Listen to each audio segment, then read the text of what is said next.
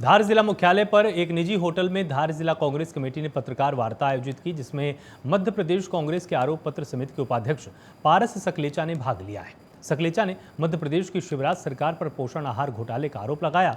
उन्होंने बताया कि मध्य प्रदेश के 8 जिलों की स्थिति देखें तो यहां पर करोड़ों रुपए का घोटाला हुआ है। उन्होंने कहा कि धार में 200 से 300 करोड़ रुपए तक का घोटाला हुआ है, साथ ही खाद्यान्न में 60 करोड़ का घोटाला हुआ। मध्य प्रदेश सरकार पर यह भी आरोप लगाते हुए कहा गया कि विधानसभा में सरकार उसके नियमों को तोड़ मरोड़ रही है।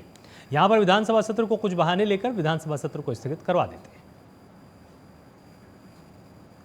धार जिले में पिछले 3 साल के अंदर मतलब कम से कम ये 200 से 300 करोड़ का घोटाला हुआ है। 200 से 300 करोड़ और सारे अमाउंट उसमें दिए हैं कि किस में 2 करोड़, किस में 5 करोड़, किस में 10 करोड़, इस तरह से मिलाकर जैसे ये घोटाला हुआ है। इसमें अंदर खाद्यान्न के अंदर संख्या में लेकर 60,000 करोड़ 60 करोड़ का घोटाला हुआ। सकलेजा जी, जैसे कि आपने बताया कि विधानसभा में आपकी चीज़ सुन रहे हैं और आपके जो भी प्रश्न है उनको उड़ा दिया जाता है, तो आप कुछ विधानसभा अधिनियम भी बने हुए हैं जिसमें विधायक को।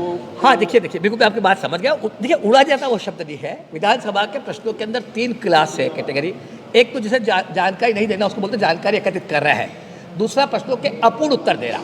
भाई मैंने पूरी बात पूछी, उन्होंने उसमें से कुछ पोर्शन का उत्तर दिया, शेष पोर्शन का उत्तर नहीं दिया। मैंने कहा भाई मुझे आंगनवाड़ी केंद्र की संख्या दी जाए नामजद, तो उन्होंने टोटल संख्या दे दी, नामजद संख्या दी, तो ये इसको बोलते हैं अपूर्ण उत्तर। फिर एक कैटेगरी होती है असत्य उत्तर।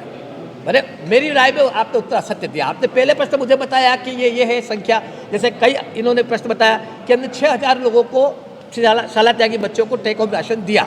शाहजहाँपुर जिले का प्रश्न है। तो जब दूसरा पद किया तो उसमें संख्या घट के 2,000 हो गई। जब तीसरा पद लगाया भाई कि संख्या में अंतर क्या है, तो उन्होंने बताया कि ये संख्या तो टोटल शाला त्यागी बच्चों की है और यह संख्या हमने राशन दिया उनकी है। तो जब टोटल की है तो बताना चाहिए। तो ये इसको बोलते हैं अपूर्ण असत्य उत्तर।